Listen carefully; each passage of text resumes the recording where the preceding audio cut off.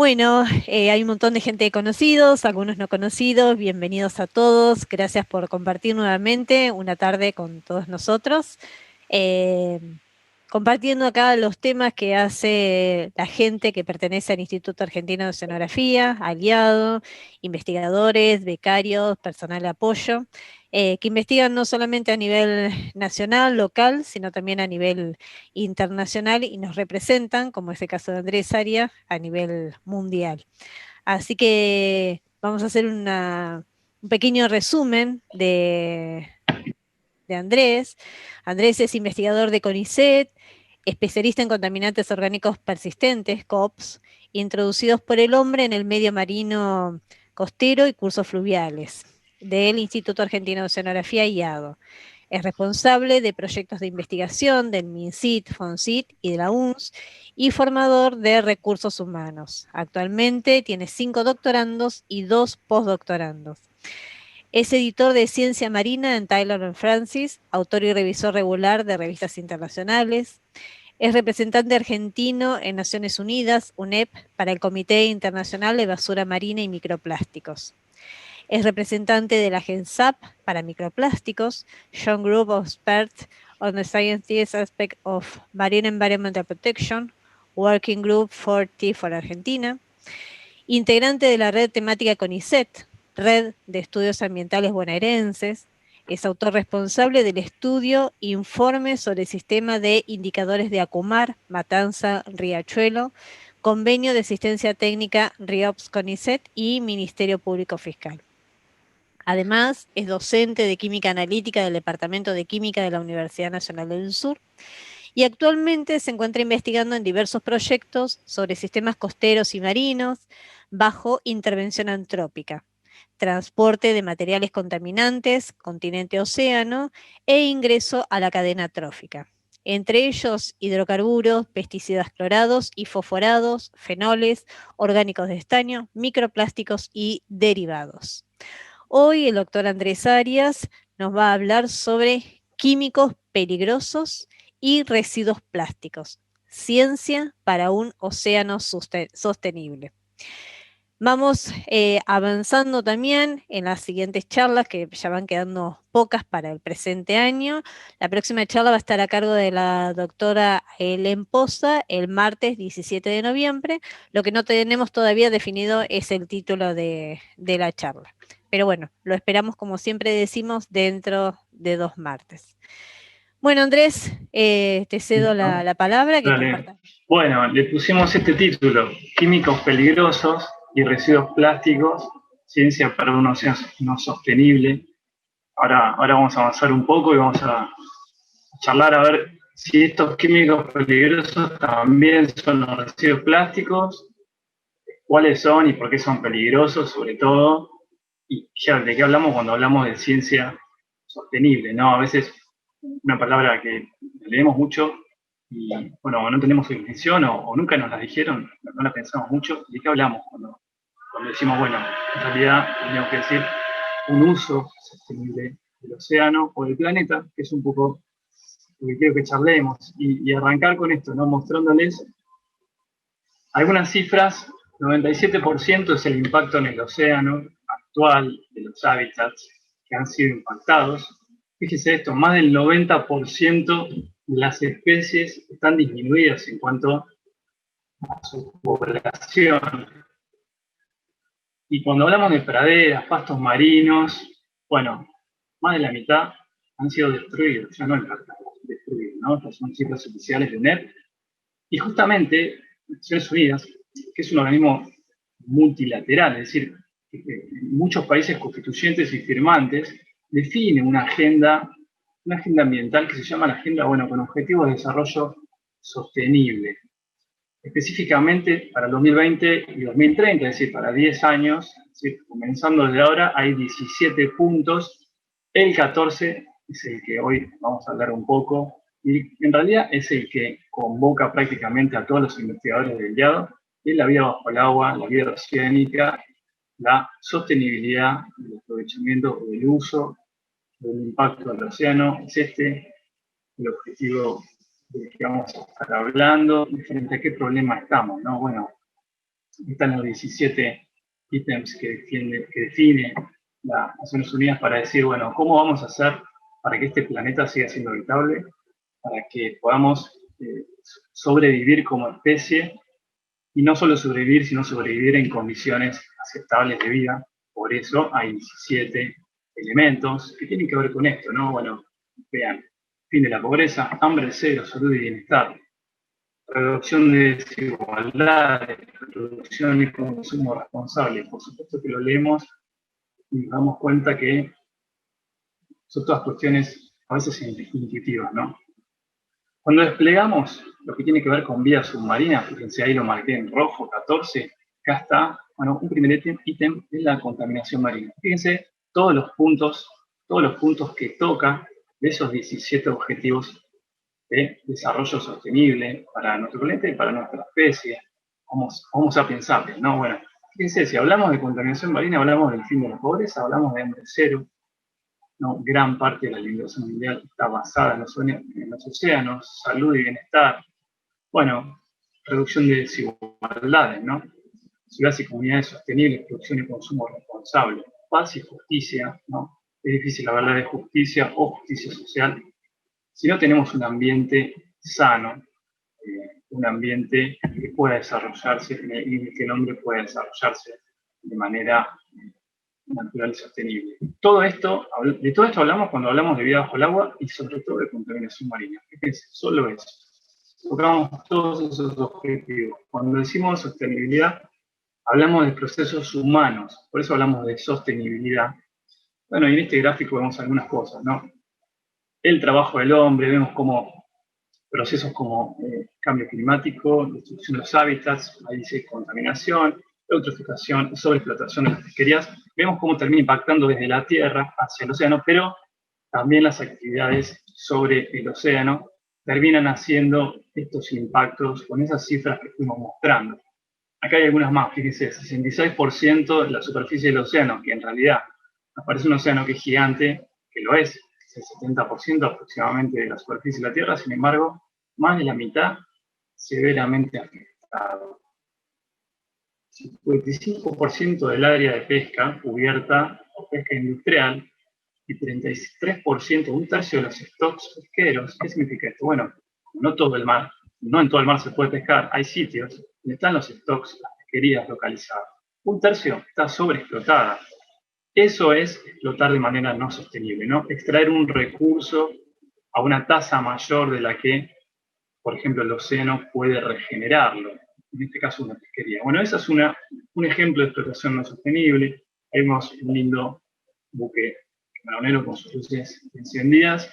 Y acá, en este mapa, vemos lo mismo, nada más que es una fotografía satelital de Argentina, nocturna. Veamos Bahía Blanca, su localización y cuál es la iluminación que nos da. Veamos Comodoro Rivadavia, algunas ciudades más al sur, y veamos estas luces ahí en el océano, que no deberían estar, que están, ¿no? Y que tienen que ver con ese barco, con las luces encendidas que veíamos ahí, y para darnos cuenta de la magnitud, ¿no? Comparemos con las ciudades sobre el continente, para terminar dándonos cuenta y caer en esta conclusión. Bueno, es evidente que ahí hay al menos un uso no sostenible, no regulado, no registrado. No sabemos ni quiénes son ni cuántos son, sabemos que son un montón.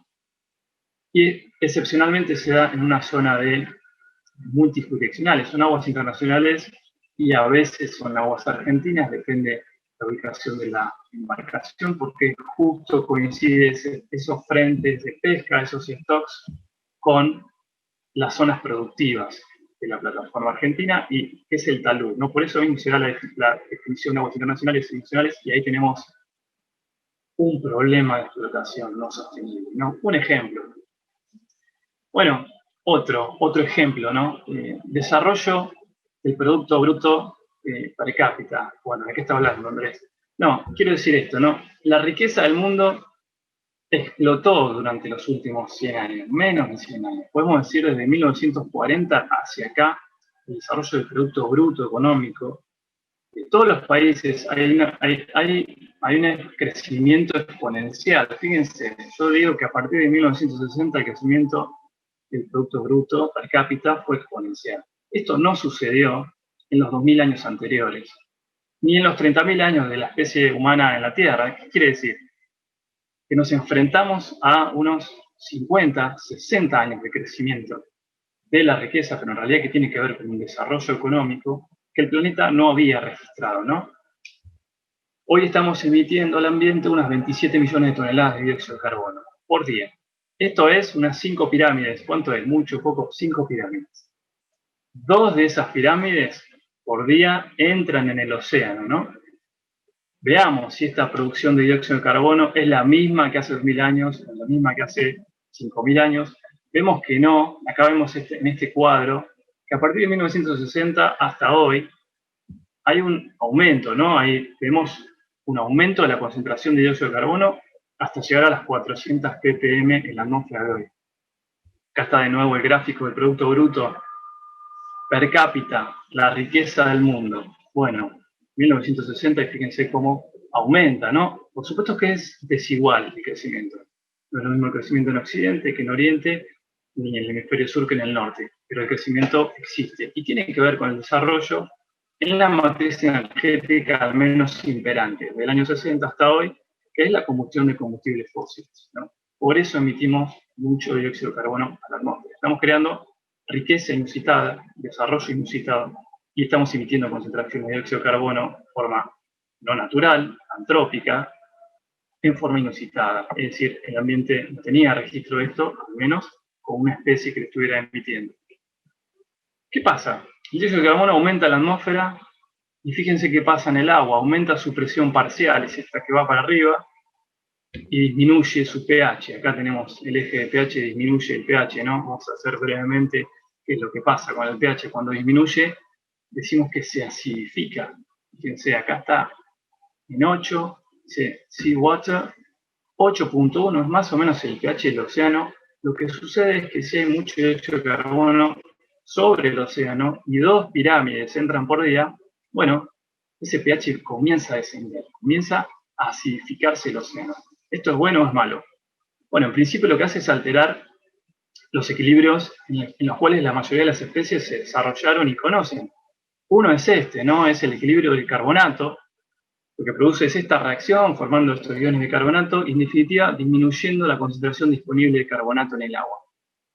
Este es el de abajo, el caracol, y su proyección de 45 días. Son 45 días a la concentración, al pH que se espera para el año 2100 si no disminuimos la emisión de dióxido de carbono a la atmósfera. Si continuamos con la tasa actual de emisión, esas 5 pirámides, bueno, el pH en el año 2100 va a dejar vivir 45 días al sea butterfly, que es este caracol tropical. Bueno, es inviable, ¿no?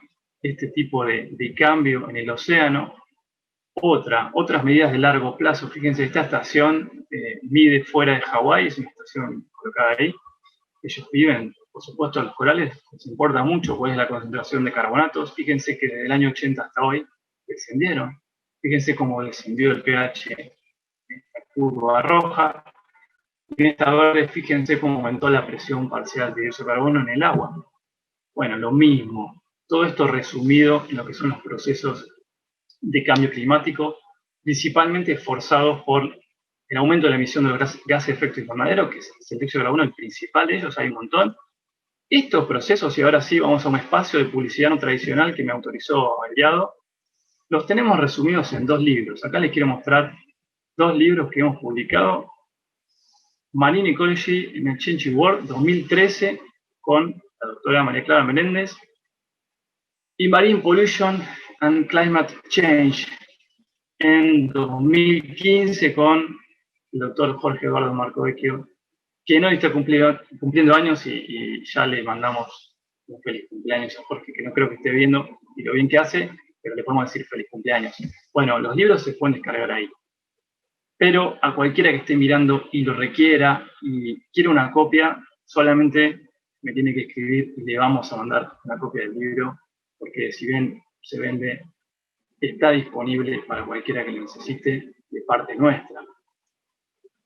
Y seguimos y llegamos a las reglas básicas de la sostenibilidad.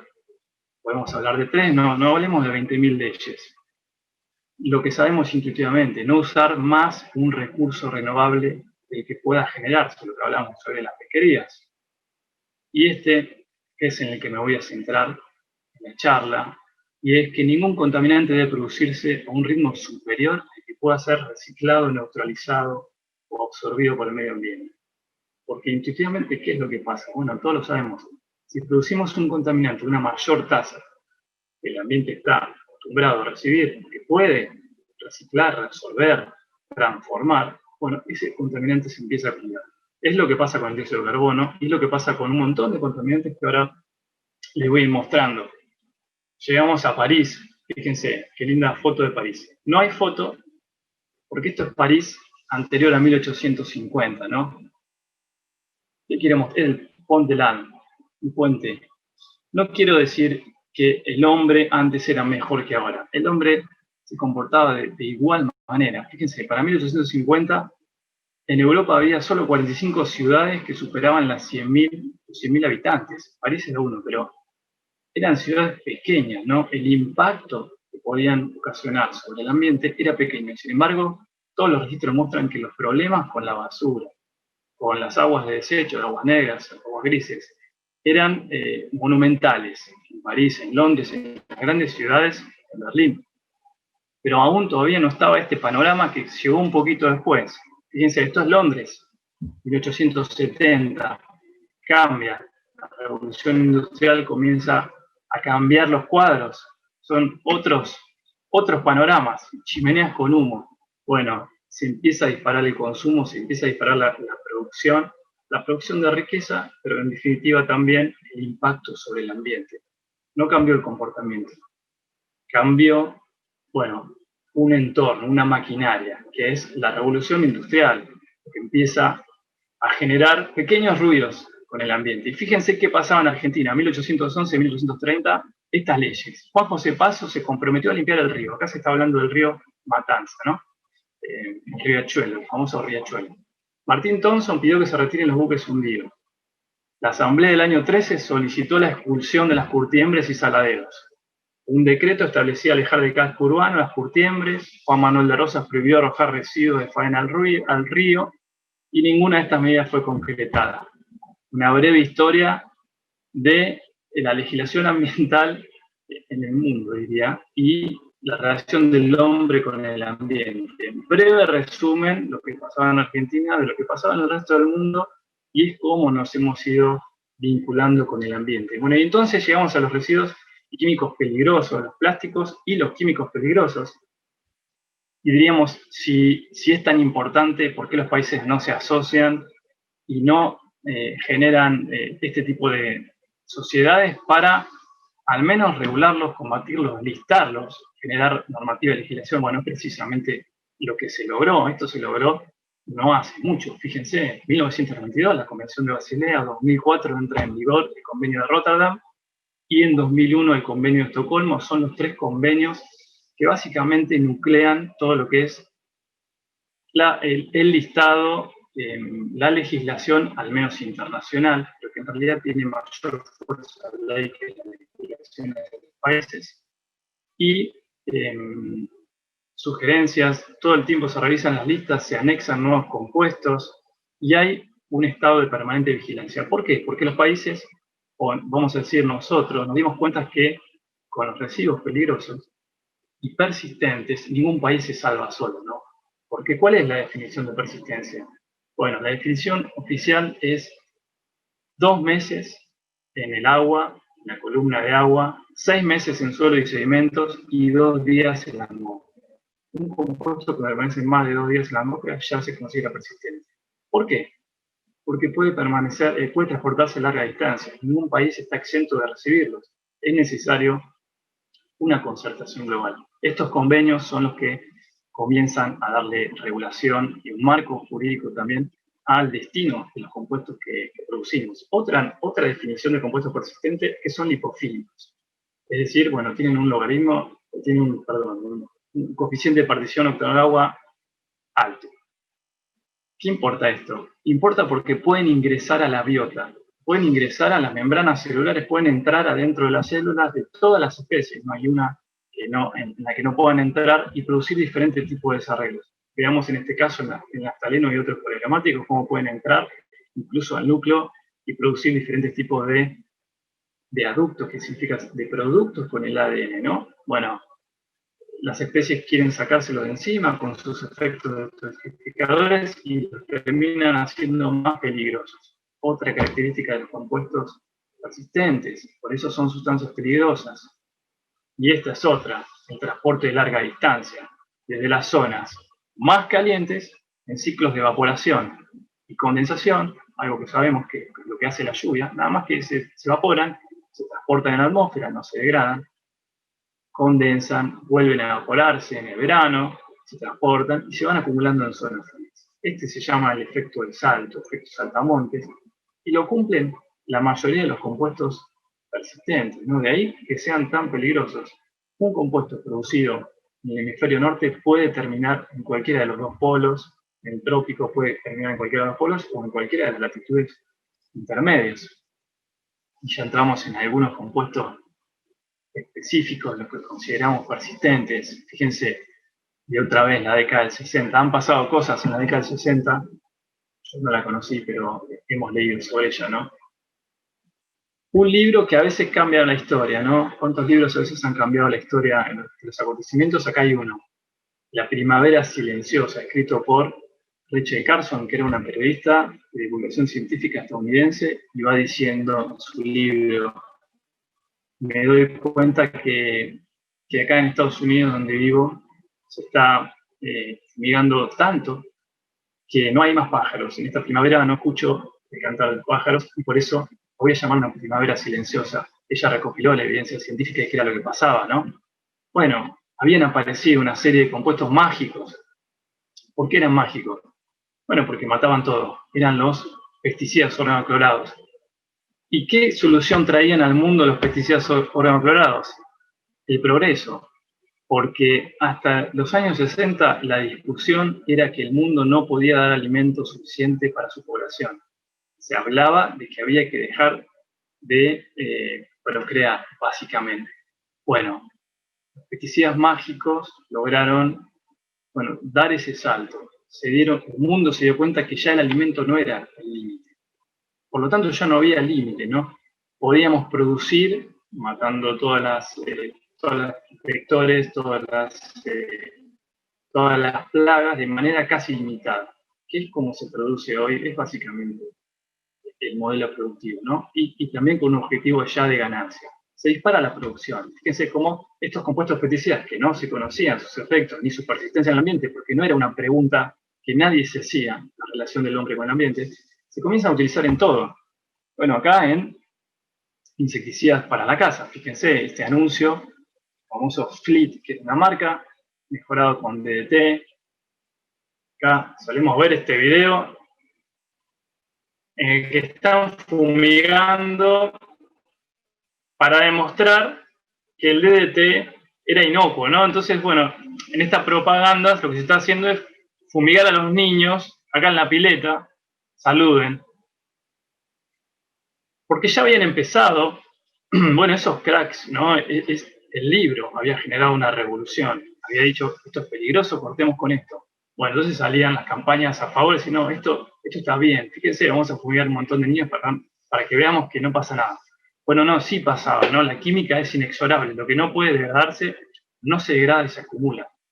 Y se usaron en Argentina, esta es la pregunta. Fíjense, esta es una publicación, mostramos ahí atrás de este año, de nuestro grupo encabezado por Lautaro. Fíjense, en Argentina, ahí está listado, ¿no? Esta recopilación, se produjo DDT en Argentina, no solo se pulverizó DDT, drines, heptaclor, hexaclorocicloxano, clordano, todos los que están listados ahí, en la medida de toneladas, sino que además se produjeron, ¿no?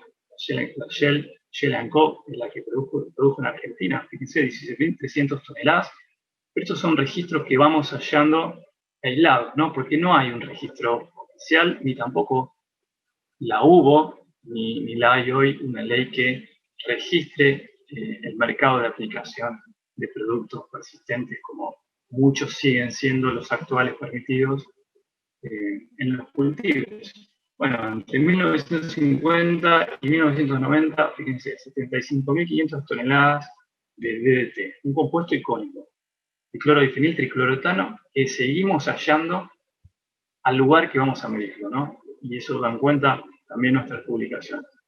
Endosulfán, un producto también utilizado, fíjense, mucho más acá, es un producto ya más de tercera generación, también prohibido hace muy poquitos años. Pero mientras tanto se pulverizó y mientras tanto sigue permaneciendo en el ambiente, distribuyéndose por las diferentes matrices, ¿no? ¿Qué pasa con la legislación? Todavía no estaba el convenio de Estocolmo, todavía no estaba la convención de Basilea, pero Japón se dio cuenta. ¿Se acuerdan el libro de Rachel Carson, en 1962? Japón dijo, ¿qué pasaba en el mundo? Bueno, Brasil salía campeón, lamentablemente, pero Japón ya lo prohibía. Prohíbe todos los compuestos sonoclorados en 1970. En 1972, ¿qué pasaba en el mundo? Las Olimpiadas de Múnich. Lo prohíbe Estados Unidos. 10 años después del libro de Rachel Carson, bueno, logró su objetivo, que es básicamente decir, autoprotejámonos, esto nos está matando. 1972, Alemania, y en 1986 recién la Unión Europea, ahí estamos nosotros, aparecemos, pero solo en la foto lo que estaba pasando en el mundo. 1987 Australia y Argentina llega en 1990, 20 años después, en términos de legislación, para prohibir los mismos compuestos que estaban prohibidos 20 años antes. Con lo cual, hubo 20 años de gap en los cuales se administraron esos productos en las tierras argentinas, básicamente, ¿no? Y por eso que los seguimos hallando, no solo acá, sino también en Chile, en Sudamérica, se continúan hallando sus rastros, trazas de, por ejemplo, DDT, HCH, acá hay algunas de nuestras publicaciones, ¿no? ¿Y dónde los hallamos? En sedimentos, en agua, en peces. Vamos a ver dónde más. Pero bueno, la Convención de Estocolmo llegó para dar un marco jurídico internacional. Argentina es un país que adhiere a la Convención de Estocolmo, y los países que adhieren a este tipo de convenciones internacionales luego los terminan incorporando a su marco jurídico a través de una ley. Argentina lo hizo. Fíjense cómo la Convención de Estocolmo acá prohíbe los pesticidas, los POPs. Fíjense ahí remarcado en el cuadro, DDT, endosulfán, PCP, PCBs, ¿no? Bueno, muchos de los compuestos que son nuestros compuestos target. Al mismo tiempo, la Convención de Estocolmo realiza un mapeo global, un inventario, un stock, ¿no? Bueno, nuestras mediciones ingresan a este stock, ¿no? Estamos en link con lo que monitorea la Convención de Estocolmo. Acá vemos el mapa global, acá vemos el punto, ahí rosa, Bahía Blanca, y ahí está Bahía Blanca, Argentina, ULAC, y ahí estamos, por ejemplo, en aire, gamma hexaclorociclohexano, gamma HCH. Bien. Es decir, parte de nuestras publicaciones, de nuestras investigaciones, están en torno a contribuir al marco global de monitoreo de estos contaminantes que persisten. Y acá llegamos a otro momento de publicidad no pactada. ¿Cómo me lo van a cobrar? Pero el día donde lo van a cobrar. Pero bueno, también muchos de estos procesos que estoy contando están resumidos en este libro que editamos durante los últimos 2 años y salió este año. Lo editamos con Sandra, que está ahí de anfitriona, ¿no? Con Sandra Boté. Coastal and Deep Ocean Pollution. También cualquiera que esté escuchando y quiera obtener una copia de este libro, lo tenemos a disposición para brindarlo gratuitamente, y también se puede comprar en esa dirección, ¿no? De Foodpage o de Libro Francis. Llegamos ahora a la segunda parte del título, ¿no? Estos residuos peligrosos, persistentes, y decía residuos plásticos. ¿Pero por qué? ¿Qué tiene que ver una cosa con otra? Bueno, estos plásticos que aparecen como en todo, ¿no? Vemos que en la vida cotidiana, si nos damos cuenta, casi que no podemos escapar. ¿Pero qué es el plástico? Bueno, en principio es un compuesto orgánico. Fíjense, carbono e hidrógeno. Es un polímero, ¿no? Estructuras macroméricas, pero es un compuesto orgánico. Y la pregunta es, ¿cuánto persiste en el ambiente? Bueno, un montón. Cuando hablamos del DDT, que persiste 14, 20 años en el sedimento, o los PCBs, que de acuerdo a las condiciones siempre de presión, de salinidad, de pH, de oxígeno que haya en el ambiente van a perdurar más o menos, hablamos de 20 años de vida media, hablamos de 14, de 10 años de vida media. El plástico, además de ser un compuesto orgánico, es un compuesto persistente. Por lo tanto, es un compuesto orgánico persistente, no es una sustancia que parece peligrosa ahora por su persistencia. Fíjense, 150 años, 200 años, ¿no? Una bolsa, 150 años, 600 años hilo de pescar, y esto tiene que ver más que nada con la densidad, ¿no? Compuestos de alta densidad son mucho más difíciles de degradar, y tiene más que ver con la densidad que con la estructura, que suelen ser de polipropileno, estalato de polietileno, polietileno, los compuestos más comunes, los 8 plásticos más comunes que se producen en el mundo. Pero de acuerdo a la densidad duran entre 200 y 600 años, ¿no? Y nos dan este tipo de panoramas que no existían de 1960 hacia atrás. Por eso a veces marco esa década como decir, bueno, le estamos mostrando al mundo de que somos, al ambiente, de que somos capaces, pero durante cientos y cientos de años hacia atrás no se vieron escenarios de este tipo, ¿no? Porque a partir del año 60, del 50 y del 60, es cuando empezamos a producir masa. Bueno, acá hay otra filmación de la historia del Río de la Plata, una red de pescadores que está pescando unos lindos plásticos, más que peces, ¿no? Claro, sí es difícil, porque estamos generando residuos a una tasa mayor de la que el ambiente puede absorber o puede reciclar. Estamos comportándonos de manera no sostenible, ¿no? Les decía de la década del 60, ¿no? Porque es ahí donde hay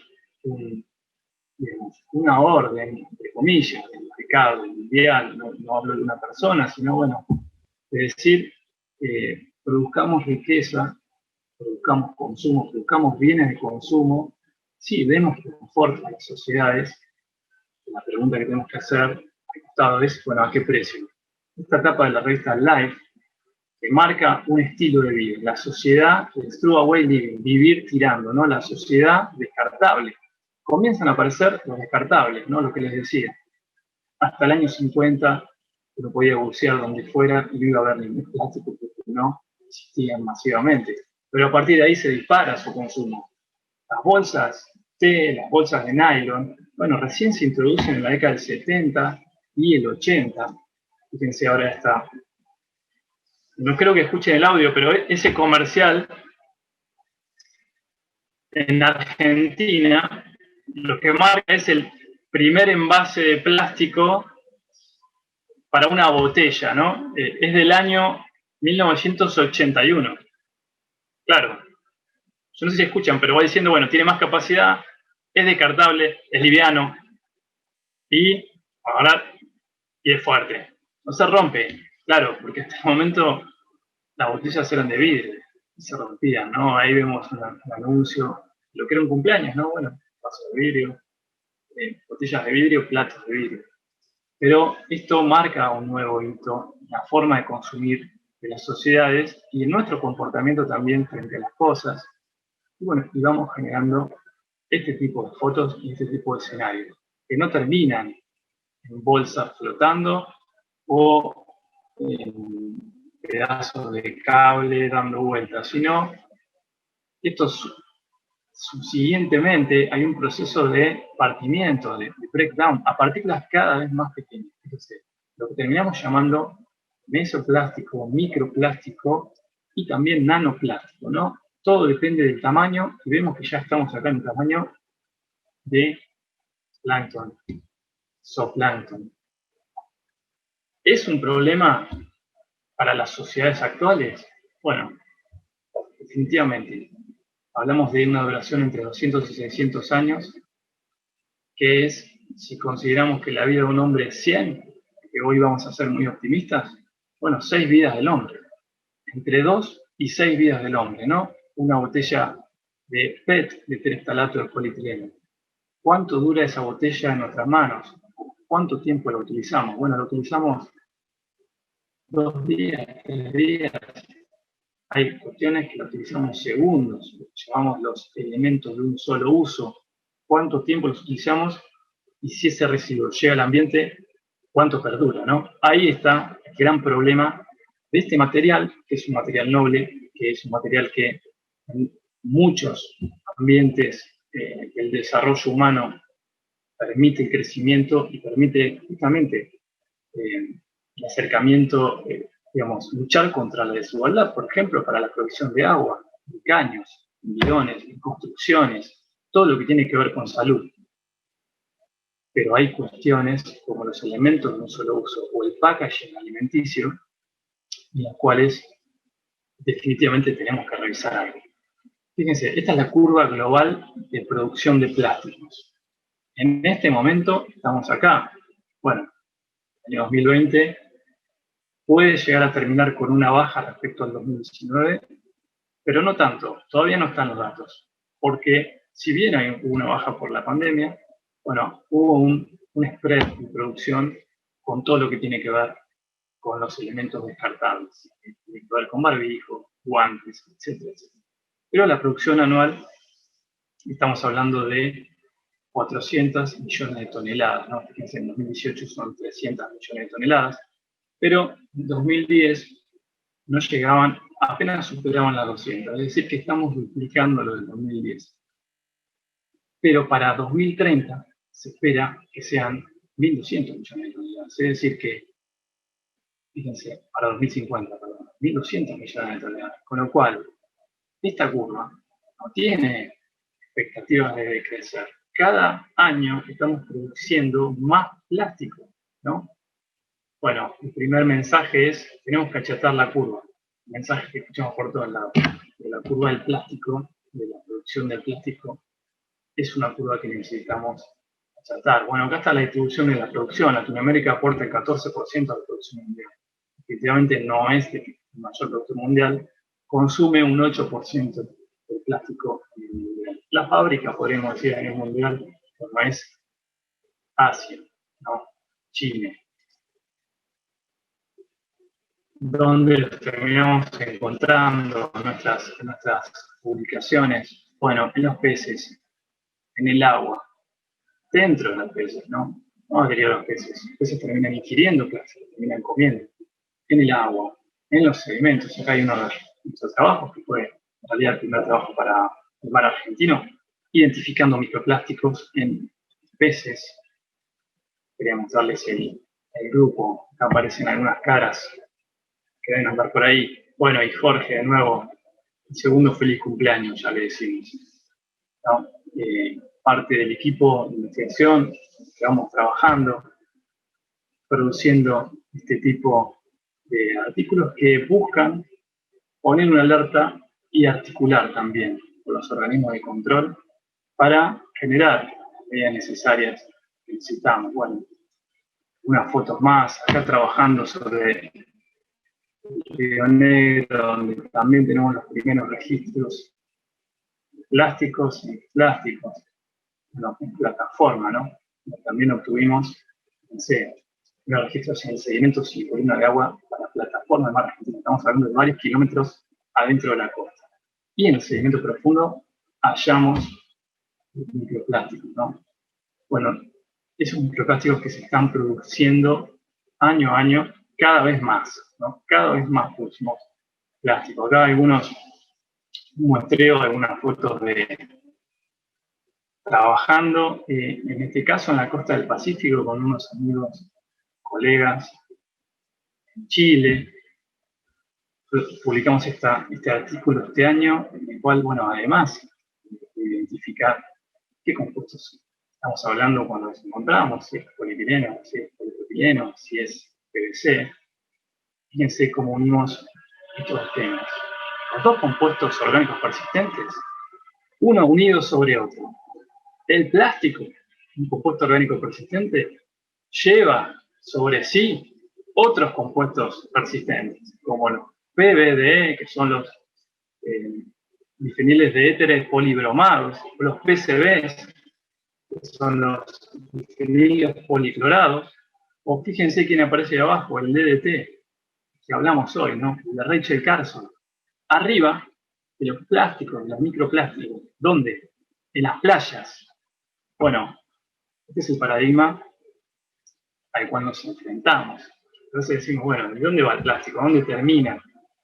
Por las corrientes, el plástico que va flotando va a derivar a los giros oceánicos, va a terminar siendo transportado a lo que en un primer momento, solo periodísticamente se le llamó islas de plástico, que en definitiva son concentraciones mayores, tienen que ver con el centro de esos giros. Pero los modelos actuales también muestran que la mayor parte de los residuos plásticos en el océano va a terminar en vida y va a terminar en los sedimentos. En un lugar que nadie, pero nadie lo va a terminar sacando, ni lo va a ir a buscar, van a degradarse, sí, en un lapso de entre 200 o 600 años. Bueno, y elaboramos un plan de evacuación, porque también somos científicos y nos dedicamos a eso. ¿Cómo salimos de esto?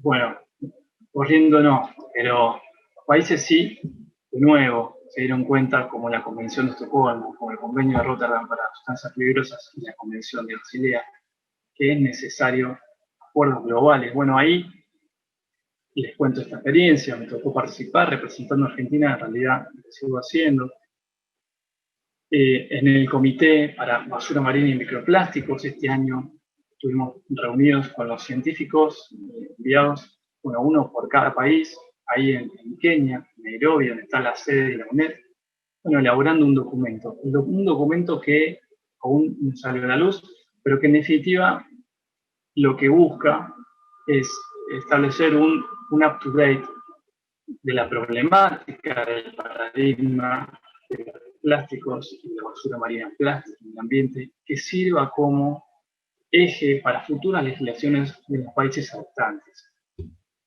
Les vuelvo a decir, a grosso modo, porque no soy especialista en leyes, las leyes internacionales que son adheridas por los países participantes tienen mayor rango que las leyes nacionales. Es decir, que una ley de un país en particular no puede contradecir una ley que adopta de un convenio. De ahí el valor de las asociaciones internacionales, ¿no? Es decir, que son vinculantes. Cuando un país las adopta, sí son vinculantes. También me toca participar en este grupo, que es un grupo de, en realidad, netamente científico, de expertos para diferentes problemáticas marinas. También hay un representante y me tocó participar del GESAM de 2019. Este año emitió este documento, también relacionado a los microplásticos en el medio marino.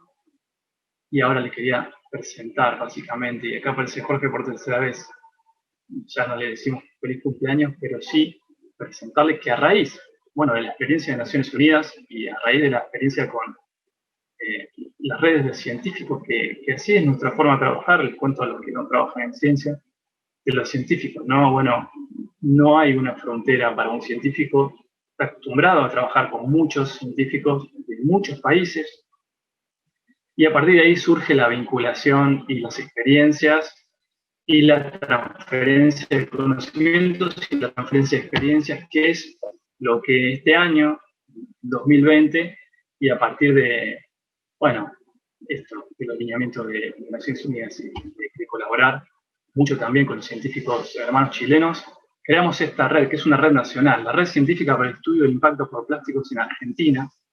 Bueno, tiene este nombre, que tiene su nombre, es una sigla en inglés, Science for Plastic Impacts en Argentina, y bueno, y tiene que ver porque articulamos con algunas cuestiones con el convenio Basilea, de ahí el nombre en inglés, CEPIA, que involucra, la está coordinando un científico aliado, ¿no? El doctor Jorge Macovecchio, que va a dar una charla seguro en algún momento.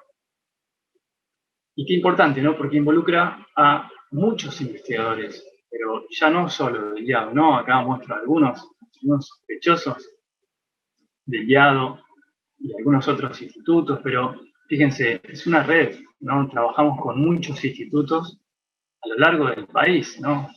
IADO, CONICET, el MIC, el INIDEP, ¿no? Universidad de la Patagonia, Universidad de Córdoba, Sistema, ¿no? Instituto de Biología, el INALI.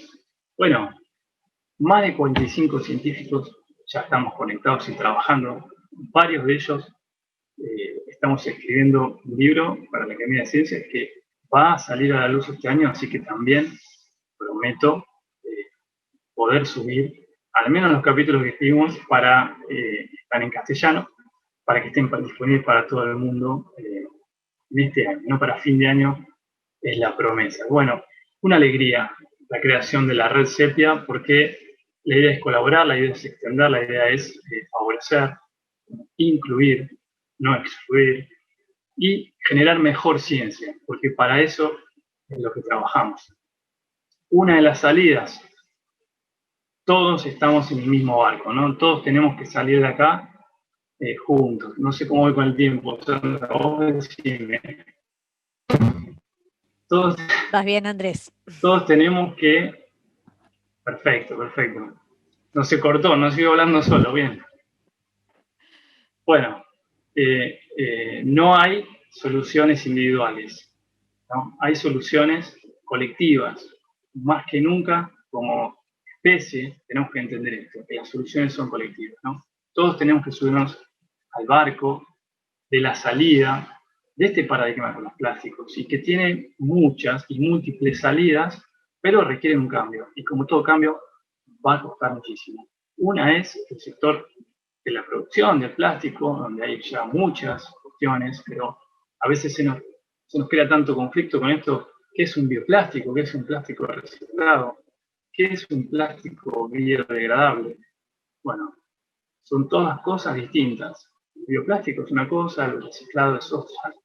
El biodegradable, hoy por hoy, no existe en el mercado, al menos fuera de lo que es un compost industrial. El bioplástico es un plástico que utiliza a veces en materia no fósil, pero que termina siendo un plástico convencional. Por ejemplo, que el plástico reciclado es un plástico de segunda mano, de segunda... Es al que tenemos que aspirar para reducir la producción. Y voy a dar algunos ejemplos. Bueno, una campaña publicitaria que mostraba, ¿no?, la botella planta con las hojas 100% hecha de planta, ¿no? 100% made from plants. Pero en realidad estamos hablando de PET, el estalato de polietileno, ¿no? 300 años, tranquilo, en el ambiente. Sucede que en vez de producirlo a partir de petróleo, se produce a partir de un biocombustible, hojas, plantas, residuos orgánicos. El producto final es un plástico convencional, nada que ver con las plantas. Bueno, este es un estudio científico de las degradaciones de algunos productos que son promocionados como degradables o biodegradables. Bueno, una nomenclatura caótica, ¿no?, que es una de las conclusiones del documento que va a salir de Naciones Unidas, que tiene que ver con todo lo que es el etiquetado. Bueno, el etiquetado tiene que ser leal y tiene que haber normas ISO, así, normas estandarizadas internacionalmente. Fíjense, bueno, esta dice que es degradable de 18 a 36 meses. Bueno, en 24 meses, fíjense cómo está intacta, ¿no? Esta la mantuvieron abajo del agua 2 años, 24 meses. Esta era environmentally friendly, es decir, amistosa con el medio ambiente. Bueno, tan amistosa que quedó igual, o sea, no se degradó nada. Bueno, esta era certificadamente compostable y sí se degradó. Pero ojo, cuando es certificadamente compostable no tiene que ver con los compost caseros, ¿no? Bueno, hay una gran diferencia los compost caseros con los compost industriales, que hay muy pocos en el país, que hay muy pocos en Sudamérica, ¿no? Entonces también hay que entender esto. Producir compuestos que sean degradables en compost industriales hoy tampoco es una salida, o no parece ser una salida. No hay demasiados establecimientos de compost industrial en Sudamérica. Bueno, fíjense, 100% compostable, 2 meses en el agua está igual. Esta también dice, hecha con materiales naturales. Fantástico. La mejor, esta dice también, compostable, hecho en 79% de materiales renovables. El cuchillo está intacto, está como la estatua de la leona comiendo la cabra que encontraron en España ayer. Y este, un juguete de playa, este es el peor, porque es un juguete para utilizar en la playa, ¿no? Es decir, un lugar que inmediatamente hay una transferencia al océano y se vende como 100% biodegradable. ¿A dónde? No sabemos, porque fíjense, 24 meses sumergido en el mar y está intacto, ¿no? Bueno, problemas del mercado que hay que atacar y resolver. ¿Qué es compostable? ¿Qué no es compostable? Bueno, pequeñas decisiones, vemos en el video, que pueden generar grandes cambios. ¿Por qué? Porque el consumidor no es que no tiene poder, el consumidor tiene mucho poder sobre las decisiones, pequeñas decisiones, sobre las grandes decisiones que luego va a tomar el mercado, ¿no? Bueno, cash refund, que es devolución, básicamente es, bueno, pago por devolución de envase, algo que funcionaba bien en los 70, hasta principios de los 80, y se reemplazó por los envases descartables, justamente porque era más barato, simplemente, bueno, un error en la estructura de costo de mercado, no un error económico, un error ambiental. Hay un costo económico no absorbido en esa estructura de costos, que hoy solamente paga el ambiente. Hay varios proyectos de ley, bueno, en el mundo hay varios implementados y en Argentina hay varios proyectos de ley de envases que plantean esto, ¿no? Además de volver a la estructura de la devolución de envases, de la devolución de dinero, que cada productor se haga responsable del envase del producto que envía al mercado, ¿no? Tiene que ver con la responsabilidad extendida del productor. Esto no solo es con el packaging alimenticio, sino con los productos que el mercado envía hacia el ambiente. Neumáticos, por ejemplo, ¿no?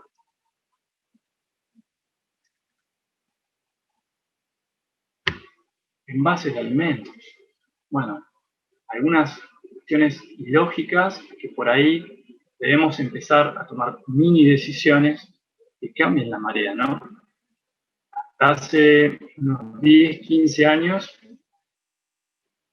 bueno, la agroecología, el movimiento agroecológico, no tendría cabida si el consumidor no exigiera cada vez más productos orgánicos o productos libres de impuestos adicionados, ¿no? Pequeñas decisiones, los consumidores tienen poder sobre la estructura económica a gran escala, ¿no? Y esto también, fíjense, el packaging de la fruta, ¿tiene lógica? Ninguna. Acá hay un packaging amigable, con cuestiones 100% biodegradables, ¿no? Acá sí, bueno, el cambiar los objetos de un solo uso, evitarlos. Bueno, yo digo siempre volver a los 80. Pero solo porque me gusta la música de los 80, no, pero es volver en realidad a lo que hacíamos bien. Lo que hacemos bien no debemos cambiarlo. Y una es reutilizar, reusar, ¿no? Lo que muchos nos dicen, en realidad lo que pensamos intuitivamente. La compra a granel, que era tan clara a principios de los 80, mediados, ¿no? En los 90 hubo una explosión en la cual la compra a granel prácticamente quedó en lugares marginales. Y está volviendo en algunos sitios y puede ser una salida, ¿no? Evitar todo lo que es packaging minoritario, evitable. Todo lo que es evitable, hay que evitarlo. Y por supuesto, todo lo que es legislación, en la ley de envases, que es la que estuve discutiendo este año en Argentina, todavía hay varios proyectos de ley de envases en Argentina. Bueno, las campañas de información y lo que nos toca, que es educar versus prohibir. Bueno, ¿cuán eficiente puede ser una regulación? Bueno, para el mercado sí, el mercado a veces entiende lógicas monetarias, entonces, bueno, una ley que administre parte de la estructura de costo a subsanar los costos ambientales que nunca están incluidos en esta estructura, tiene lógica. Las leyes que tienden a prohibir cosas para los hábitos del hombre suelen ser menos eficientes, porque ahí es mucho más eficiente la educación, ¿no? Digo, bueno, ahí, ¿cuánto rol tenemos nosotros como educadores? no hace falta ser científico ni docente para ser un educador, porque todos somos educadores, ¿no? Voy cerrando con esta. Todos tenemos a alguien que nos mira, todos tenemos vecinos, hermanos, hijos o nietos, o vecinitos, o alumnos. Alguien nos está mirando, padres, que nos están mirando y ven nuestro comportamiento, ¿no? Bueno, ahí hay la primera acción, mini decisión para sembrar una semilla de cambio que va a tener múltiples aristas. Algunas tienen que ver con cuestiones legislativas nacionales, otras internacionales, ¿no? Otras tienen que ver con la articulación mercado con la ciencia y desarrollo de nuevos materiales. Hay que ver si esto es una alternativa válida o no. Hoy por hoy el paradigma nos dice que hagamos lo que hagamos, en 2025 va a haber más plástico en el océano del que hay hoy. Hagamos lo que hagamos, porque la llegada del plástico al océano tiene un delay. Tiene un delay de transporte y hay estudios y movilizaciones que dicen que lo que está llegando hoy al océano, mucho de lo que está llegando hoy al océano, proviene de la década del 90, ¿no? Es decir, que ese delay puede ser de hasta décadas. Bueno, ¿con esto qué quiero decir? No para desanimarnos, sino para decir que es esta lucha la que tenemos que empezar a poner sobre la agenda y que también las sociedades debaten lo que los integrantes de la sociedad ponen en la agenda, ¿no? Y que el ambiente, el océano y la vida bajo el agua, ese ítem 14 de Objetivo de Desarrollo Sustentable, definitivamente para nosotros es un objetivo de agenda. Para eso trabajamos, para eso hacemos ciencia. Y bueno, esta es nuestra idea, dar esta batalla para que todas las demás tengan sentido también. Bueno, eso es todo, Sandra. Bien, gracias. No quiero extenderme más. Creo que estamos bien. Bueno, Andrés, muchas gracias. Espectacular la charla, genial. Bueno, abrimos ahora el debate para la gente que quiera preguntar. Sé que ya hay algunos que pusieron. No sé si vos los estás leyendo, Andrés. ¿Querés ir No, leyendo no porque no puedo directamente? salir de acá, pará. Ah, bien, bien, bien. Bien. Ya en Bueno, cualquier momento descubro Jospa. cómo es.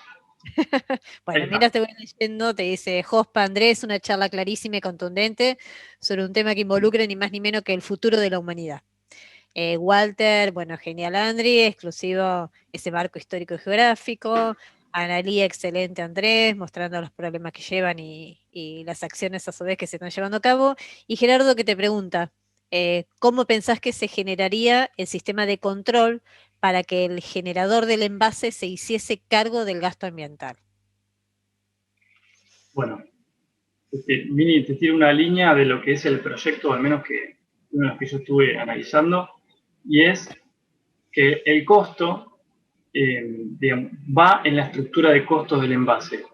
Y hay un retorno de ese costo del envase que no va, digamos, ni al Estado ni al productor, sino a una cámara que agrupa a los productores y que es una cámara en que hay productores y Estado también, y que al mismo tiempo involucra a recolectores urbanos, que es una forma también de dar inclusión al recolector urbano, que es una pieza clave en lo que es el círculo de reciclado del plástico en todo el mundo, pero en Argentina, sobre todo en Argentina. Y en definitiva es el mismo precio del producto por una tasa. Bueno, no va a la ganancia de la empresa, sino esa tasa va a una cámara que agrupa a los productores, que agrupa a parte del Estado y que agrupa a asociaciones de recolectores. Y eso, ese fondo, esa cámara va a administrar ese fondo para diferentes cuestiones, diferentes acciones que tiendan a recuperar todos los envases que se emitieron y hacer mucho más eficiente el manejo, la gestión de esos envases. Hoy por hoy, cualquiera que produce un envase lo ve en la línea de producción y lo saluda hasta siempre. Bueno, la idea es que eso no pase más, ¿no? Y que al mismo tiempo que se genere el famoso círculo virtuoso de la economía circular, que es básicamente que que ese plástico, si es un envase plástico, siempre hablamos de eso, pueda entrar nuevamente en la cadena de producción. Y que al entrar en la cadena de producción necesitemos menos plástico virgen. Y que cada año, en lugar de producir más plástico, se produzca menos. O al menos achatar la curva, se produzca lo mismo. Pero ustedes vieron que la curva es cada vez más, es ascendente. Eso significa que con esa economía circular no se está dando. Y es muy difícil de darse en el plástico y por eso es necesario desarrollar nuevos materiales y nuevas estrategias porque, y ya con esto termino, el plástico con la infinidad de aditivos y con la anarquía de aditivos que uno puede añadirle, al momento de reciclar todo junto, lo que se produce es un plástico de segunda mano, degradado, con propiedades que a veces son impredecibles. Entonces es difícil que ese plástico reciclado pueda entrar en la cadena de producción de envases, por ejemplo, ¿no? Por lo tanto, voy a necesitar de nuevo plástico virgen para producir nuevos envases. Bueno, ese es un poco el debate o el problema que enfrenta la economía circular en el plástico. Y la idea es, de estas leyes, todavía una ley de envases no entró en vigor, no fue votada en Argentina, pero sí está en las cámaras. Hay una en el Senado, por lo menos, y una en diputados, y tienden a esto, ¿no? Que parte del costo del producto ya está destinado a la gestión del residuo, la gestión del envase. Bien, Andrés, perfecto. Supongo que Gerardo quedó conforme, ¿no, Gerardo? No tanto, me gustaría, no, me parece que tendría que ser algo dedicado, fondos dedicados a evitar que el envase, digamos, yo diría que más al mecanismo de evitar que el envase pase del usuario al sistema de transporte hacia el mar.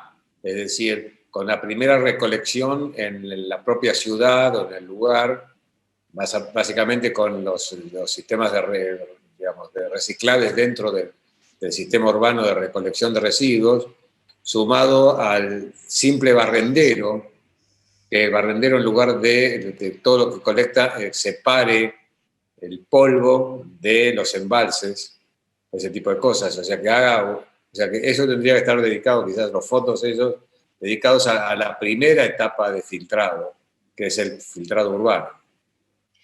Algo de eso, sí, por ahí no me expliqué bien, pero algo de eso hay y tiene que ver con la formalización de los llamados cartoneros, que en la ley los llama recolectores urbanos. Y bueno, por ejemplo, en esta ley que yo analicé, sí plantea, por ejemplo, fondos para la organización de cooperativas, que en realidad ya hay varias cooperativas en el país, en Bahía hay una, y que tiene que ver con esto que decís, Gerardo, eso sí, que tiene que ver con la primera línea, que son los recolectores, que cumplen función clave para recuperar todo ese plástico en envases que vaya a centros de recolección y de reciclado, que de alguna manera no termine fraccionado en acequias o en vías que vayan directamente, sobre todo en las ciudades costeras, o que están en 50 kilómetros de la franja costera, directamente al mar. Es lo que pasa hoy, básicamente, la mayor parte del mundo.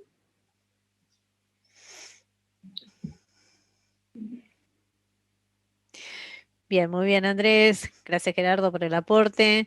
Bueno, Jorge Bustamante, Javier Fernández, todos muy bien, muy linda charla, una maravilla. Victoria Mazzola también. Clarita Menéndez, ¿existen trabajos en donde se compruebe la presencia de microplásticos en los seres humanos? Lamentablemente sí. Hay varios, y varios de este año, donde encuentran micropartículas, bueno, además de en pulmones, porque micropartículas, por ejemplo, los nanoplásticos pueden ser transportados por a través del aire, incluso a largas distancias. Digo, ahí también la similitud con los contaminantes orgánicos persistentes. Y recuerden que al mismo tiempo llevan sobre sí otros contaminantes. Entonces, todos persistentes juntos, uno arriba del otro y transportándose por el aire, ¿no? Bueno, además de los pulmones, hay trabajos que los hallan en el plasma, en riñones, Y no te digo más porque son los que yo trato de no leer, los que tienen que ver con el ser humano y con la salud. Hay algunas cosas que prefiero no enterarme, pero sí hay varios trabajos ya sobre el impacto directo sobre la salud humana. Gracias. Bien, gracias, Andrés.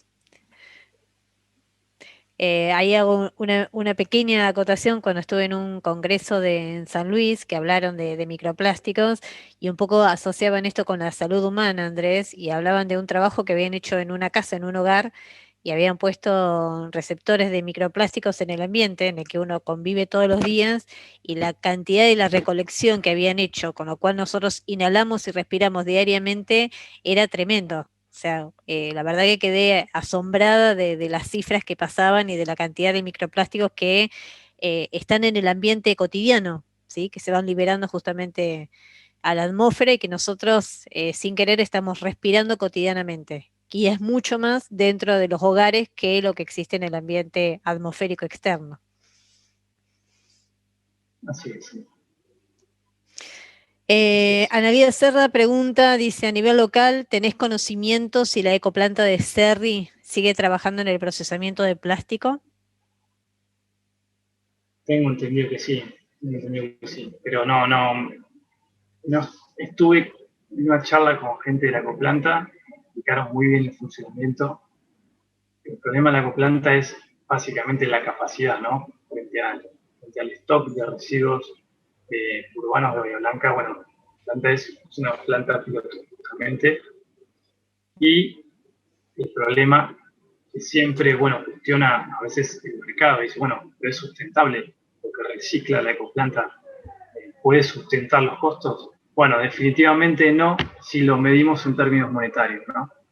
Pero definitivamente sí, si empezamos a monetizar lo que se llama servicios ecosistémicos, o lo que vale, por ejemplo, un compost o la generación de plantaciones de árboles. Bueno, todo eso tiene un valor, ese valor agregado sobre el ambiente. Si lo sumamos a la estructura de costos, por supuesto que sí son sustentables en sí mismas, ¿no? Pero cuando uno ve los números, a veces la primera crítica es, el reciclado no es sostenible, ¿no? Bueno, sí, lo que sucede, ya te digo, en la ecuación, nunca nadie quiere poner el costo ambiental. Bien, Ana Ronda, ¿podrías contarnos un poquito cuáles son desde la ONU las posibles salidas o dónde atacar, viendo que este es un problema que aún sigue en crecimiento? Sí, bueno, es un documento amplísimo. Bueno, un poco algunas fui contando, algunas son cuestiones legislativas, implementar, hay otras cuestiones, miren, y relativo a lo que tiene que ver al mar, hay mucho que tiene que ver con la gestión en pesquerías y puertos, que son a veces puntos importantes de lo que se llama volcado directo de plásticos al mar, que básicamente se trabaja sobre el mar, todo lo que es cajones, redes, residuos de redes. Cuando una red es 100% plástico, una red de pesca es 100% plástico y es inmensa, son muchos kilos de plástico. A veces las redes se enganchan y se pierden, y eso sucede con frecuencia, o a veces las redes se desgarran, no sirven más, y reciclarlas, es costoso, hay programas para reciclado, hay muchas cuestiones para implementar en ese sentido, no acá en Bahía, sino en toda Sudamérica, reciclado de embarcaciones, ¿no? Fíjense, les doy un mini dato. 80.000 embarcaciones deberían entrar a desguace, a reciclado oficial en lo que es Europa, en el ámbito de la Comunidad Europea. 80.000 por año, que es básicamente el 5% de la población de embarcaciones, que es más de 2 millones de Europa. Entran, el último registro 2017-2018, entraron 2.000 embarcaciones, sobre 80.000 que se estima que deberían haber entrado a reciclado. ¿Eso qué significa? Que hay 78.000 que están tiradas por ahí, hundidas, Bueno, algunas, pónganse que se aumentó su tiempo de vida media, pero el resto termina muchas veces en el fondo de los océanos, ¿no? Bueno, en embarcaciones hay otro punto para trabajar mucho, en costas, en ciudades más que nada, bueno, y hay en muchas ciudades costeras, sobre todo legislado ya, soluciones a veces prácticas que ayudan y van a ayudar mucho, que es, por ejemplo, una especie de filtros en la salida de los lavarropas, ¿no? Bueno, eso lo que hace es colectar todo lo que es fibras sintéticas, muchas de ellas básicamente 100% producto plástico, del lavado de la ropa.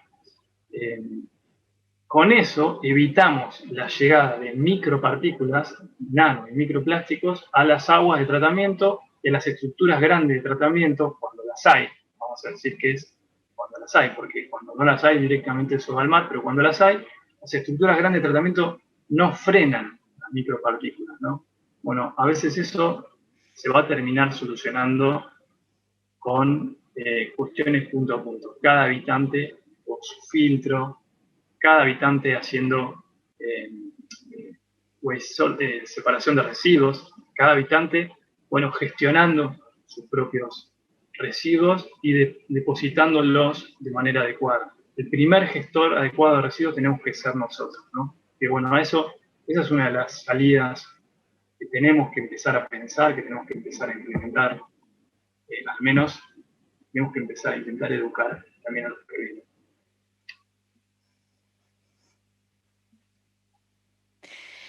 Bien, Andrés. Victoria, te invito, si querés, prender el audio porque es extenso y por ahí quizás prefieras hablar un poco más de lo que pusiste en el texto, si no leo el texto. Bueno, buenas tardes, felicitaciones, Andrés. Bueno, te he escuchado varias veces.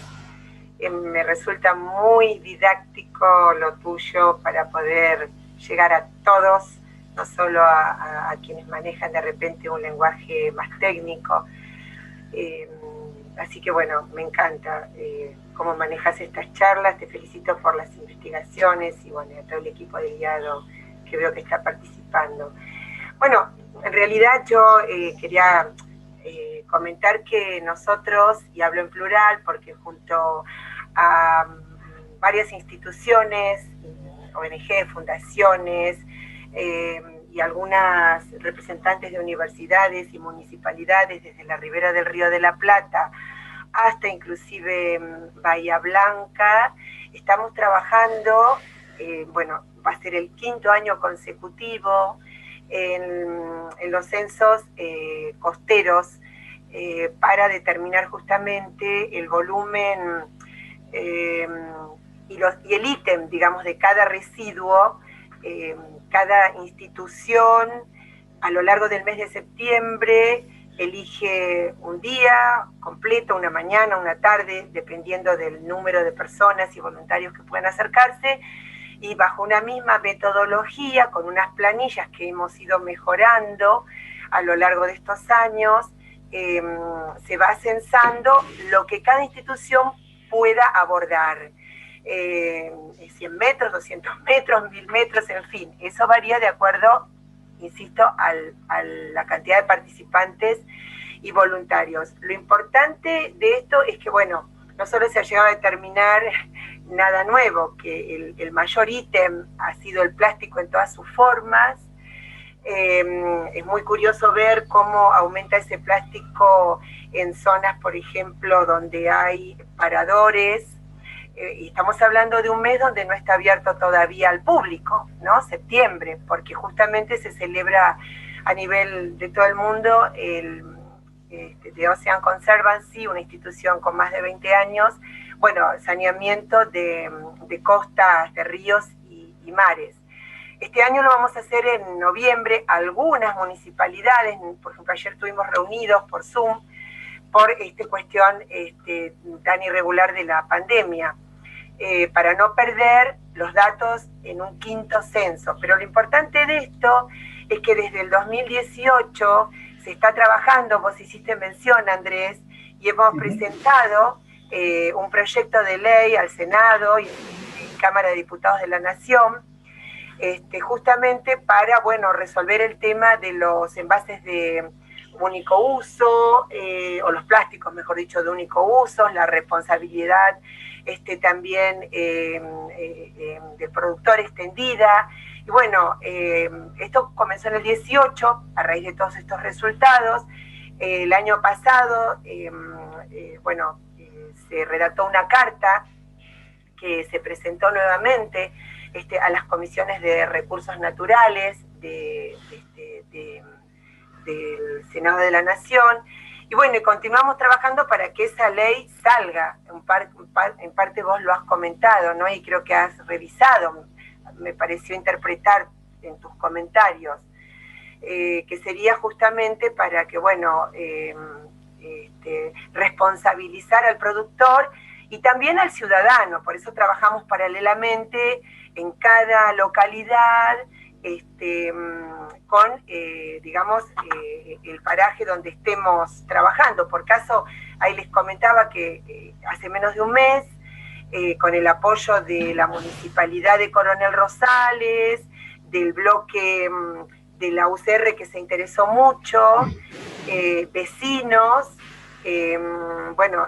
la Dirección de Medio Ambiente de la Municipalidad, elaboramos, digamos, y pusimos en marcha un proyecto de clasificación de residuos sólidos en domicilio, separación, y con la Delegación Municipal de Villa del Mar, con la Asociación de Fomento, reitero, vecinos, la institución en la que yo represento, que es la Fundación para Asistencia Primaria de Animales Marinos y Educación Ambiental, y pusimos en marcha en 2 puntos, con 3 contenedores, y bueno, estamos viendo que está funcionando. Ahora vamos, justamente esta noche, vamos a comenzar a hacer circular una encuesta que la diseñé juntamente con el departamento, un grupo de profesionales del Departamento de Economía y de Turismo, para hacer un seguimiento de este proyecto.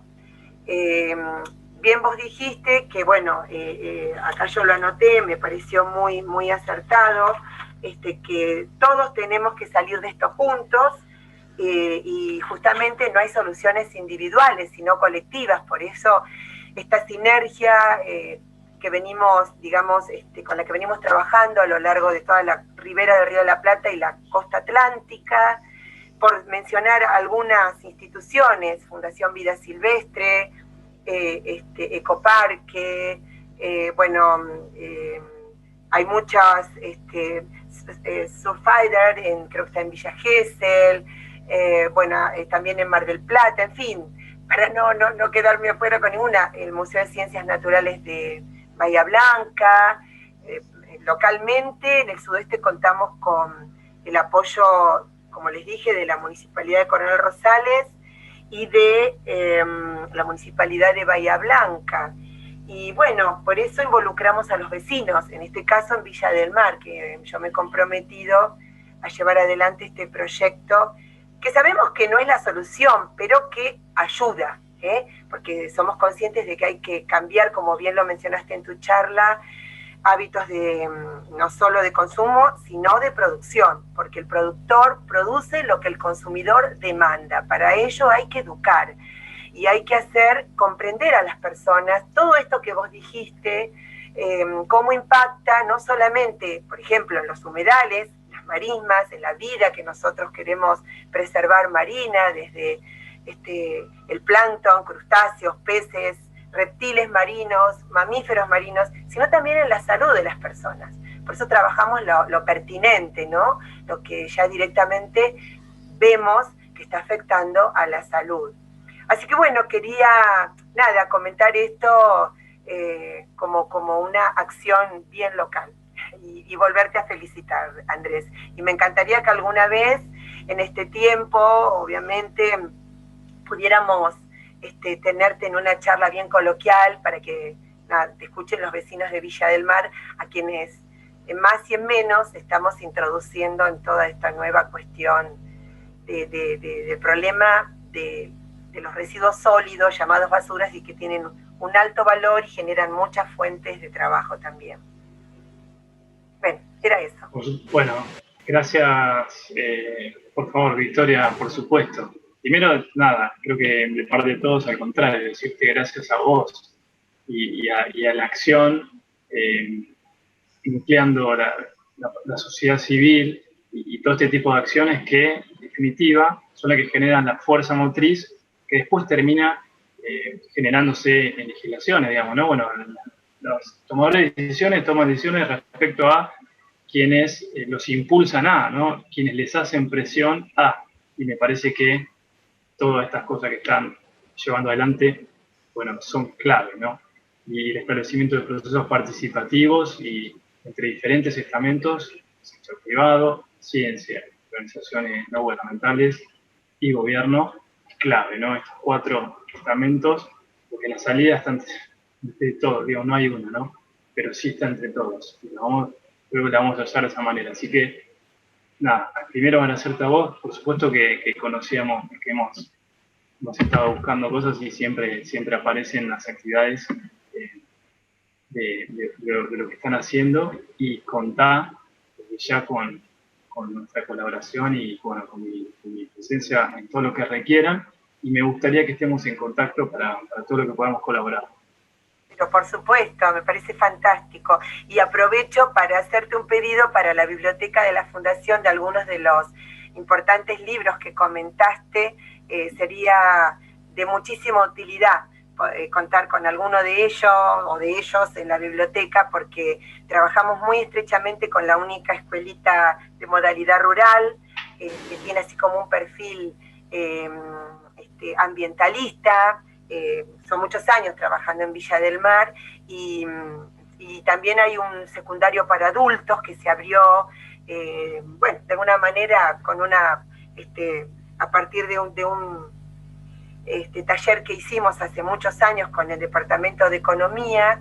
Faltaba un secundario para adultos, y creo que sería de mucha utilidad para ellos, bueno, informarlos, introducirlos en estos temas. Así que aprovecho el espacio para hacer el pedido. Y por supuesto, me encanta de que podamos quedar en contacto para trabajar. Por supuesto que sí, va a ser un honor y sumamente valioso e importante. Claro que sí. Bueno, muchas gracias, Victoria. Andrés, Javier quiere hacerte una pregunta, así que va a habilitar el audio. Bueno. Cuando quieras, Javier.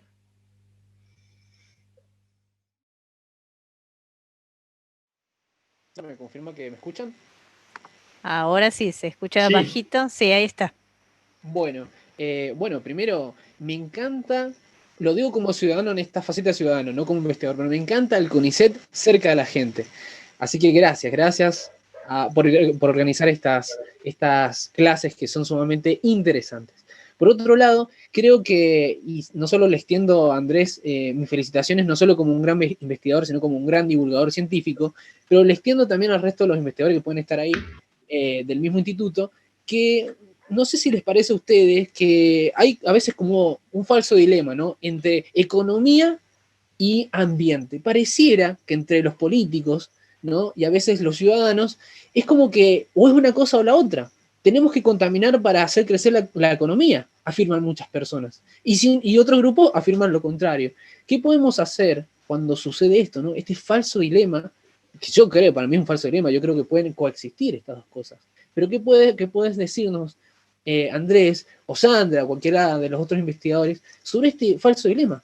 Donde yo creo que pueden existir las dos cosas. Tal vez, no sé, si transmitirle más a la población ideas de otros lugares, de otros países que estén haciendo estas cosas, ¿no? Donde las industrias ven un beneficio inclusive económico en hacer las cosas, digamos, que tengan un buen impacto positivo en el ambiente. ¿Qué nos puedes decir sobre esta cuestión que les planteo?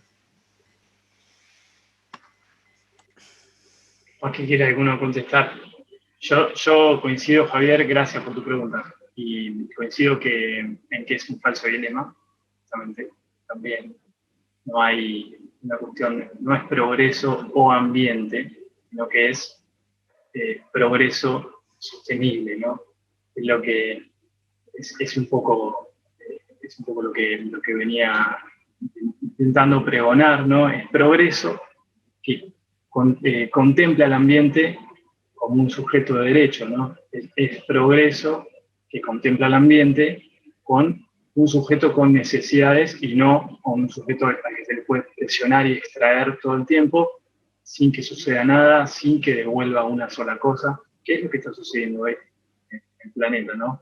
La naturaleza responde con sus leyes y nos enfrentamos a este paradigma, ¿no? El paradigma del cambio climático, el paradigma de la pérdida de la biodiversidad y el paradigma de los plásticos en todo. Yo creo que son hoy las 3 tormentas que enfrentamos a nivel global y que tienen que ver con esto, con no contemplar al ambiente, digamos, como un sujeto que necesita nuestro cuidado. Y que si el ambiente se degrada, nos degradamos nosotros, ¿no? Entonces, a veces por eso la dicotomía es falsa.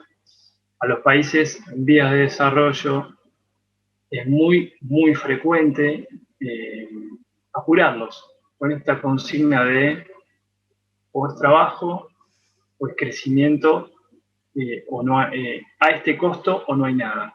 Bueno, ahí es donde es necesario también, y hay muchos ejemplos de sociedades que exigen que ese costo no lo vamos a pagar.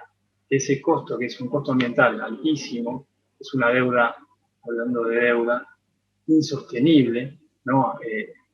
Generar contaminaciones de sitios a muy largo plazo. Hablamos de minería, hablamos de agricultura también, bueno, hay muchos ejemplos en el cual la sociedad se levanta y dice, este costo como sociedad no lo vamos a pagar, y quienes toman las decisiones que responden a esa sociedad en definitiva, bueno, se ponen al frente de ese reclamo. Me parece que quitar de la agenda del debate y del diálogo al ambiente justamente es funcional a que pasen estas cosas en el cual el ambiente se lo degrada o se lo pasa por arriba. Por eso es muy necesario que en el día a día esté menos el precio del dólar y más el ambiente, ¿no? Porque el precio del dólar, digamos, no puede cambiar, nos puede modificar un poco la vida, ¿no? Pero el ambiente nos va a cambiar la vida nuestra y la de nuestros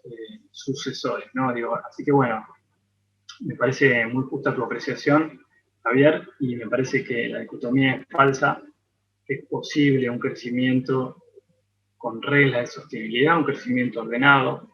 A veces los mismos emprendedores, los mismos que se dice desarrolladores o los mismos inversores que plantean reglas no sostenibles con el ambiente en Sudamérica son los mismos que se dan vuelta y en Europa cumplen con todas. ¿Me explico? No sé si soy claro, ¿no? Pero son los mismos actores que tienen muchas veces raíces en todos sitios, ¿no? Pero bueno, acá en Asia vamos a cumplir estas reglas. Acá en Sudamérica vamos a cumplir estas y en Europa vamos a cumplir todas. ¿Por qué? ¿Por qué? Es la pregunta. No, hablamos todas en todos lados. ¿Qué tal? ¿Por qué no hacemos eso? Bueno, para eso necesitamos una sociedad fuerte, una sociedad educada ambientalmente y que instruya a sus tomadores de decisiones qué tipo de sociedad y qué tipo de país también queremos. Estoy seguro que alguien tiene algo más que decir, por eso quiero dejarle también la palabra a alguien más.